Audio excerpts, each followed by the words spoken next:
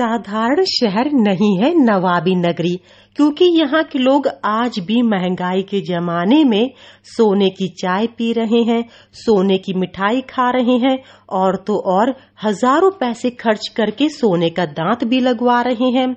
सोने का पान भी खूब खाया जा रहा है। क्या ये रईसी नहीं है? यही जानते हैं देश के जाने माने इतिहासकार डॉक्टर रवि भट्ट से। देखिए, आपने बिल्कुल सही बात कही है और इस बात को कब लोग जानते हैं जो आपने कही इस समय, कि लखनऊ की विशेषता ये है कि नवाबी युग आर्थिक रूप से अवध का स्वर्णिम युग था। यहाँ पर Lucknow was the richest city in India during the period of nawabs and ये किस हद तक ये रईस था कि it was not one of the richest, but Lucknow Bharat का सबसे रईस शहर हुआ करता था and it was richer than the presidency town of Bombay, presidency town of Calcutta and presidency town of Madras, इनसे भी रईस था। अब रईस होने का इसका रीज़न क्या था?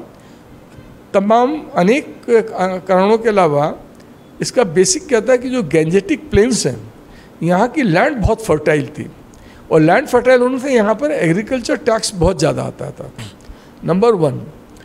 नंबर 2, यहाँ पर क्या था कि 1764 जो यहाँ का अवध की हिस्ट्री का टर्निंग पॉइंट था, जबकि अवध के तीसरे शासक जो थे उनका नाम था नवाब शुजा-उद-दौला। तो Shuja-ud-Daula along with the nawab of Bengal और दिल्ली के बादशाह, इन तीनों की कंबाइंड फोर्सेस ने 1764 के अंदर बैटल ऑफ बक्सर की लड़ाई अंग्रेज़ों के विरुद्ध लड़ी थी, जिसमें कि ये तीनों लोग बुरी तरीके से हार गए थे। हारने के बाद में नवाब ऑफ अवध का भी, जैसा कि होता है, वो राज अंग्रेज़ों के पास चला गया, लेकिन उसके बाद में अंग्रेज़ों ने उनको बहुत ही अपमानजनक शर्तों के ऊपर उनका राज वापस करा। और उनमें से एक शर्त ये भी थी कि मतलब खाली दिखाने के लिए, कहने के लिए कि अवध की जो सुरक्षा है उसकी गारंटी ये देंगे, अंग्रेज़ देंगे, और उसके लिए वो एक यहाँ पर फ़ौज मेंटेन करेंगे, और जिसका कि खर्चा पूरा का पूरा फ़ौज को मेंटेन करने का है वो अवध के नवाब देंगे। अब देखिए, मज़ेदार बात यहाँ पर ये होती है कि जब जो मध्यकालीन युग था, मिडवेल पीरियड जो था, मिडवेल पीरियड के अंदर कोई भी जो शासक होता था उसका 40% उसका जो टाइम और धन जो वेस्ट होता था खाली अपनी सीमाओं की सुरक्षा के लिए, अपनी बाउंड्रीज को डिफेंड करने के लिए। अब जब 40% काम तो यहाँ के नवाबों का ख़त्म हो गया, क्योंकि अंग्रेज़ों के उसकी जिम्मेदारी ले ली थी यहाँ की सीमाओं की रक्षा की, और पैसा यहाँ पर बहुत ज़्यादा था। तो जब पैसा यहाँ पर बहुत ज़्यादा था तो उसका नतीजा ये निकला, जब आपके पास पैसा बहुत हो और आपके पास टाइम बहुत हो तो आप क्या करेंगे? तो ये यहाँ पर आर्ट एंड कल्चर के अंदर सारा इनका करना चाहिए, धन और समय जाने लगा। और इसके अलावा एक जो मज़ेदार बात हुई, तो वहाँ पर आर्ट एंड कल्चर में तो कितना पैसा खर्च होगा। इसके अलावा यहाँ के जब आदमी के पास पैसा बहुत था तो इन्होंने क्या करा कि नंबर ऑफ नौकर बढ़ने लग गए इनके लिए। तो ये राजाओं के पास भी जो नंबर ऑफ नौकर तो बढ़े ही बढ़े, वही संस्कृत, वही कल्चर उनके नीचे वाले भी उनके नकल करने लगे।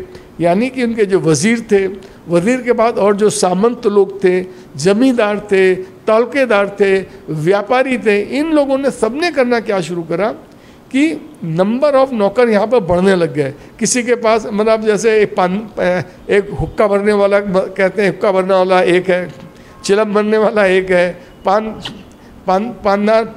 रसोईया जो है वो बहुत स्पेशलिस्ट तरह तरह के रसोईया लोगों ने रखने शुरू कर दिए। तो इसकी वजह से यहाँ पर क्या हुआ कि लेड बैक एटीट्यूड, जिसे कहते हैं ना आराम तलबी, लखनऊ के समाज के नस-नस में समा गई। और वही आज आप भी देख सकते हैं, आज भी देख सकते हैं कि लखनऊ में आराम तलबी कितनी है।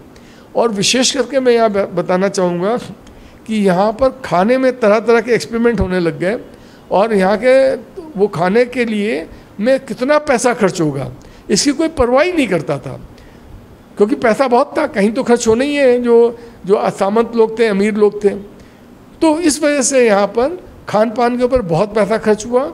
लखनऊ से अंजलि सिंह राजपूत की रिपोर्ट, लोकल 18।